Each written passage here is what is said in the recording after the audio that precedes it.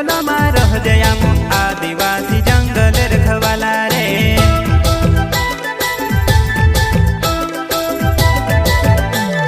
चल जंगल जमीन काजे पूजे रे आदिवासी दुनिया ने रखवाला रे। बाप देव खतरी काज पूजे रे आदिवासी सबसे निराला रे।